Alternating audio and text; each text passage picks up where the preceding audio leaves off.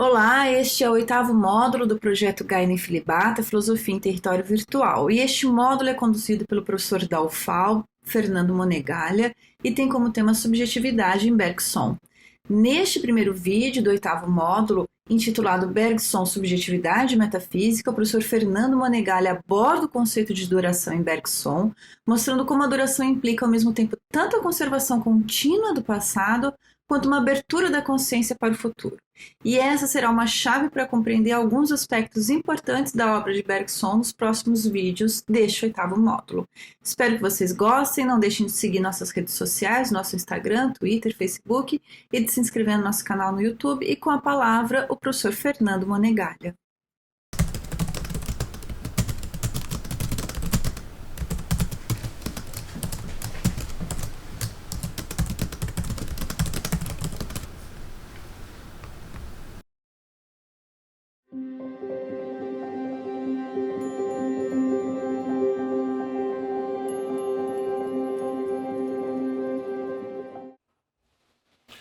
Olá a todos e a todas. Meu nome é Fernando Monegalha, sou professor da UFAL, Universidade Federal de Alagoas. Neste módulo, eu apresentarei alguns aspectos elementares da filosofia de Henri Bergson, filósofo francês nascido em 1859 e falecido em 1941. Bergson não foi um autor muito prolixo. O essencial de sua obra está contido em 4 grandes livros e 2 coletâneas. Os 4 livros a que me refiro aqui são O Ensaio sobre os Dados Imediatos da Consciência, de 1889, Matéria e Memória, de 1896, A Evolução Criadora, de 1907 e As Duas Fontes da Moral da Religião, de 1932. Não seguiremos, contudo, nos vídeos deste módulo, uma ordem cronológica de leitura dos textos de Bergson.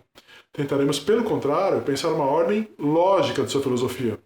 Para tanto, partiremos do conceito basilar de toda a filosofia bergsoniana, a saber, o conceito de duração.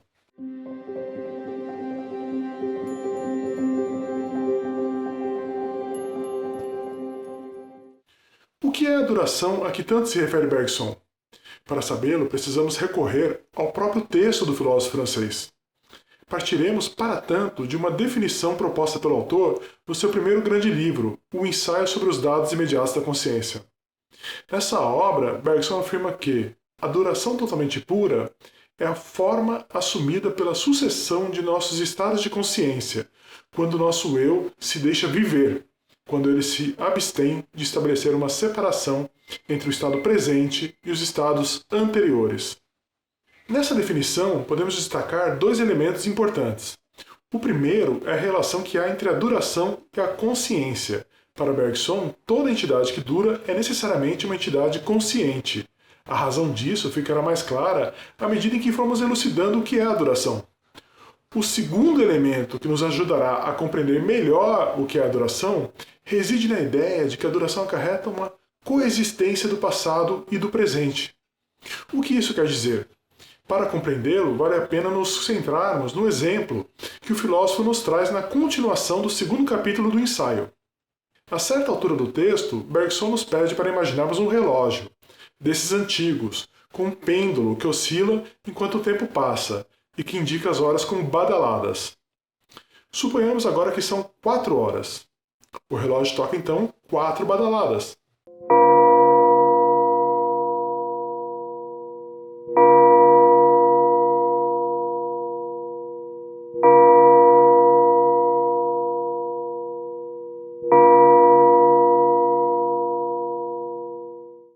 Percebam bem que esse é um fenômeno que se inicia fora de nós.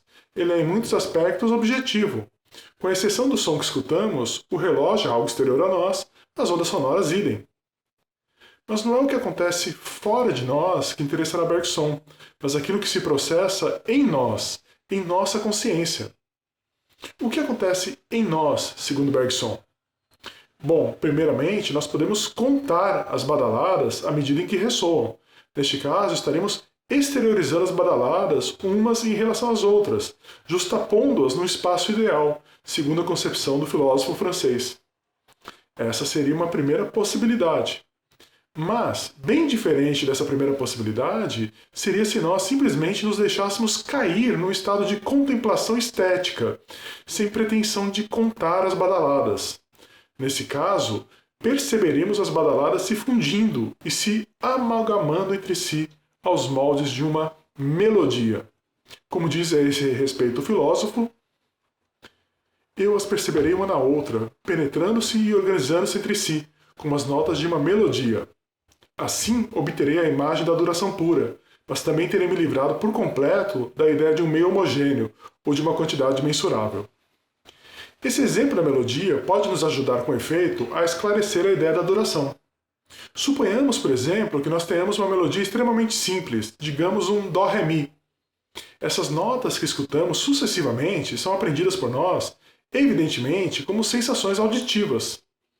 Pensado do ponto de vista temporal, a característica mais marcante dessas notas é serem notas presentes. É no momento agora que nós ouvimos o Dó, no momento agora que nós ouvimos o Ré e no momento agora que nós ouvimos o Mi. Agora, a pergunta que devemos nos fazer é a seguinte: teríamos uma melodia de fato se nós aprendêssemos apenas as notas presentes que a compõem? Evidentemente, não. Nesse caso, teríamos simplesmente a nota presente, sem nada das notas passadas. No primeiro momento, teríamos um Dó, sem nada do Ré e do Mi. No segundo momento, um Ré, sem nada do Dó e do Mi. E no terceiro momento, uma nota Mi, sem nada do Dó e do Ré.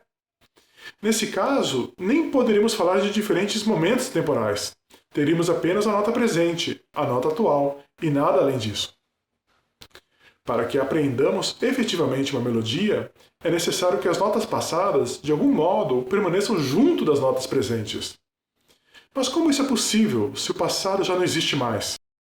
A ideia de Bergson, assim como de outros autores que se debruçaram sobre a questão da consciência de tempo, é que a nota passada não deixa de ser quando não é mais executada, mas que ela é de algum modo incorporada à nossa consciência.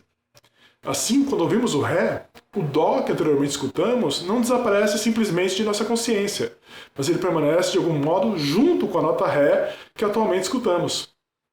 Do mesmo modo, quando ouvimos a nota Mi, as notas Dó e Ré passadas não desaparecem de nossa consciência, mas permanecem junto da nota Mi.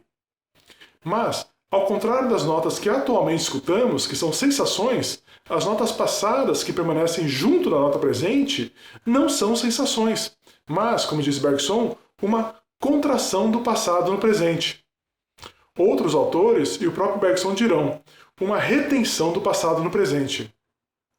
O que a contração nos indica é que, no caso de uma melodia, o passado não desaparece simplesmente de nossa consciência, mas insiste e persiste, assombrando o presente.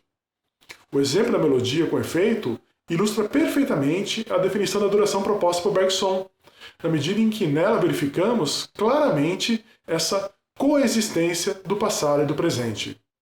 Uma melodia, com efeito, é uma totalidade, em que passado e presente estão amalgamados e fundidos um no outro. Estão, como Bergson gosta de afirmar, no estado de interpenetração recíproca. Compreendemos, então, por que Bergson afirma em sua definição que a duração totalmente pura é a forma assumida pela sucessão de nossos estados de consciência quando nosso eu se deixa viver, quando ele se abstém de estabelecer uma separação entre o estado presente e os estados anteriores. Salientemos que essa ideia de uma coexistência das dimensões temporais é um aspecto essencial da duração para Bergson. 22 anos depois do ensaio, o filósofo francês afirmará, na conferência sobre a percepção da mudança, que a duração real é aquilo que sempre se chamou tempo, mas o tempo percebido como indivisível. Alguém poderia se perguntar agora, qual é a importância desse exemplo da melodia? Do que me serve saber como uma melodia se constitui na consciência? A importância dele reside no fato de que não apenas a melodia, mas todo objeto constitui-se no tempo. Seja, por exemplo, um livro que casualmente pego e observo. Uma das características essenciais da percepção, como bem sabem os fenomenólogos, é sua doação em perfis. Nunca percebemos todos os lados de um objeto, mas somente um certo perfil dele. Agora, por exemplo, eu vejo a capa do livro. Mas como eu sei que ele tem uma contracapa que eu atualmente não vejo? Eu sei porque eu retenho o passado no presente. Assim, a contracapa do livro que eu vi anteriormente permanece retida junto da minha apreensão da capa, compondo um objeto que eu concebo como algo integral. Ou seja, do mesmo modo que uma melodia, o objeto que eu apreendo transcendentemente no espaço também se constitui temporalmente, por meio de sensações e contrações temporais. O que ocorre com um livro e com uma melodia também ocorre com a nossa linguagem. Seja, por exemplo, uma palavra qualquer que alguém me pronuncia, como tijolo. Como eu sei que essa é uma palavra inteira, se a cada momento de sua apreensão eu ouço apenas uma sílaba? A resposta a isso, você já deve ter adivinhado, reside na síntese temporal, na contração temporal. É ela que me permite, com efeito, aprender uma palavra com sentido, a partir da diversidade de sílabas diferentes que eu escuto. E o mesmo que vale para uma palavra simples, também vale para uma frase e um texto completo. Em todos estes casos, verificamos um papel essencial da contração temporal na constituição do objeto aprendido por nós, o que já nos permite antever uma relação fundamental entre a questão ontológica da constituição de todos os entes e a questão do tempo. Filósofos como Martin Heidegger, mas também Bergson, saberão explorar essa relação, que une e vincula inexoravelmente o ser e o tempo.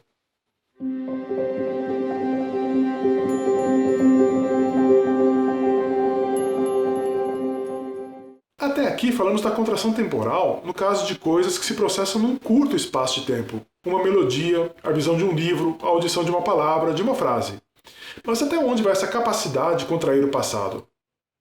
Ao contrário de outros autores que pensaram o campo temporal como algo limitado, Bergson afirmará que a capacidade retencional de nossa consciência se estende do começo ao fim de nossa vida pessoal. É a totalidade de nossa vida psicológica que deve ser pensada nos moldes de uma grande melodia. Cito Bergson: acaso se pode, sem desnaturá-la, encurtar a duração de uma melodia?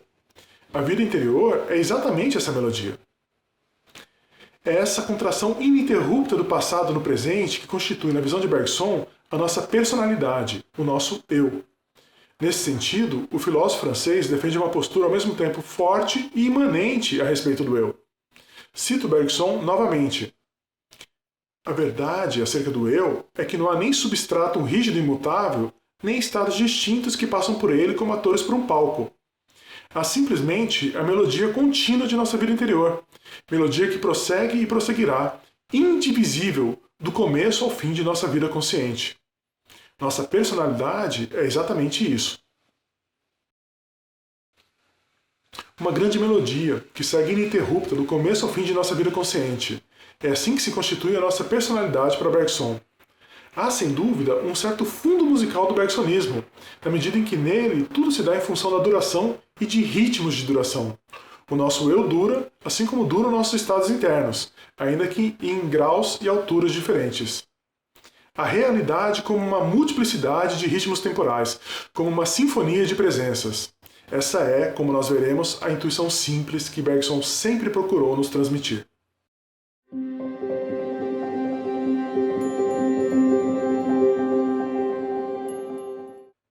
É importante salientar que, ao falar da vida interior como uma melodia, Bergson não lança mão de uma metáfora.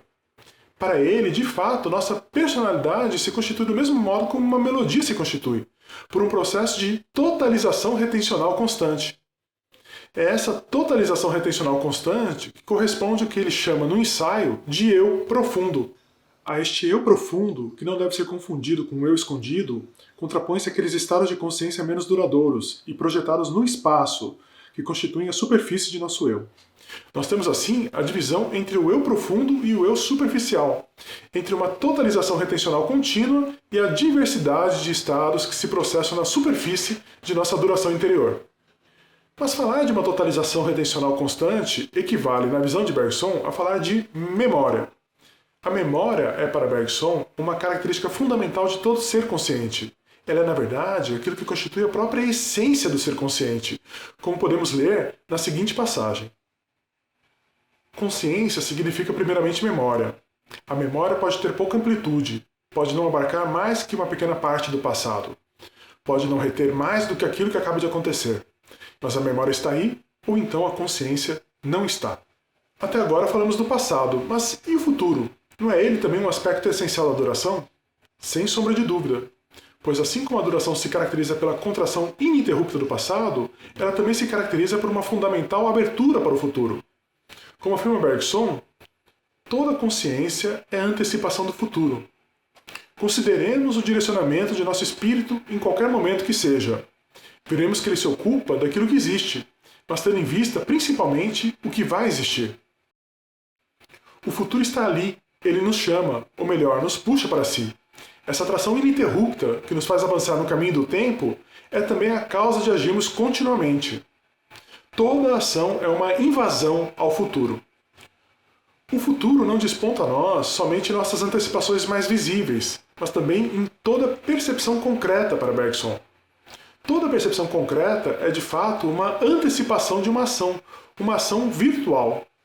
O recorte perceptivo que efetuamos quando enxergamos um objeto já é, para Bergson, antecipação de uma multiplicidade de ações possíveis. Recortamos o objeto em nosso campo perceptivo para pegá-lo, afastá-lo, arremessá-lo, etc. Ou seja, antes das ações reais que efetivamente levamos a cabo, temos as ações virtuais que projetamos sobre o mundo. Antes das antecipações mais visíveis que projetamos sobre o mundo, temos a projeção constante de nossas possibilidades de ação sobre o real.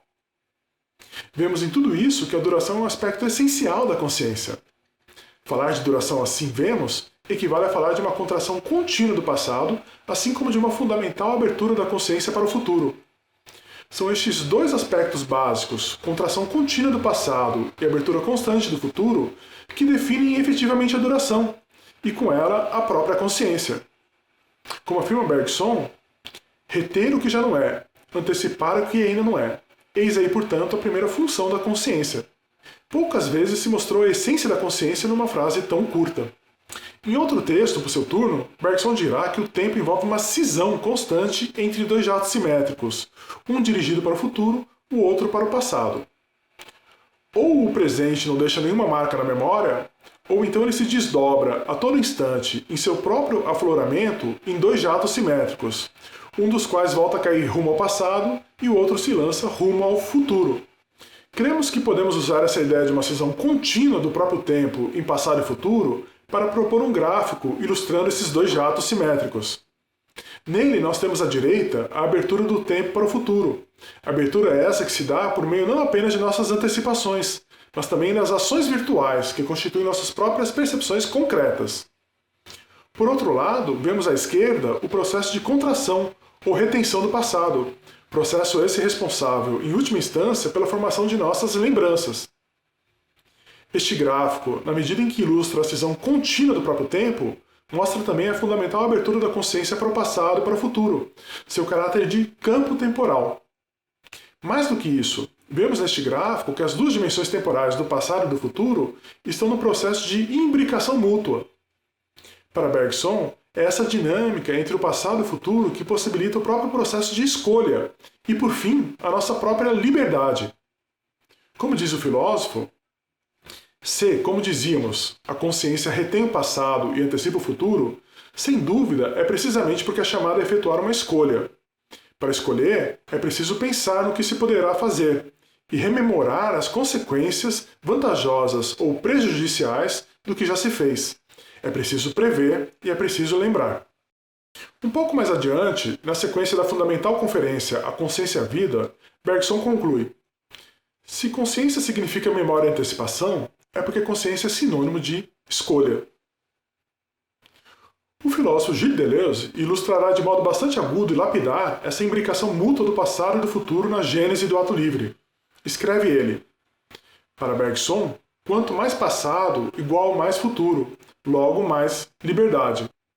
Uma afirmação de uma linha, mas que traz toda uma visão extremamente profunda do ato livre, além de capturar, a nosso ver, o que é o espírito mais próprio do bergsonismo.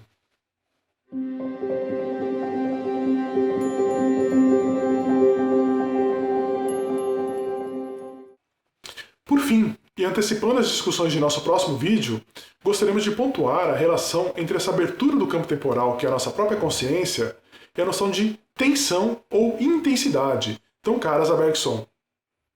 Pois, para o filósofo francês, a nossa consciência não se processa num único nível temporal, mas trafega por diversos graus de duração. Graus de duração esses que correspondem a níveis diversos de abertura e fechamento do próprio tempo. Para designar esse trânsito constante por diversos graus de duração, o que nos leva um passo além da própria noção de duração, o filósofo francês emprega o termo tensão ou intensidade, como podemos ler na seguinte passagem. As variações de intensidade de nossa consciência parecem realmente corresponder à soma menos ou mais considerável de escolhas, ou, se quiserem, de criação que distribuímos em nossa conduta. Há, assim, um vínculo interno que une a própria possibilidade de criação à escolha, e a escolha à própria abertura do futuro e do passado em diferentes níveis ou graus temporais. Como se dá essa abertura do próprio tempo é o que trabalharemos em nosso próximo vídeo, intitulado justamente Tensão. Por enquanto, espero que vocês tenham gostado deste vídeo. Obrigado!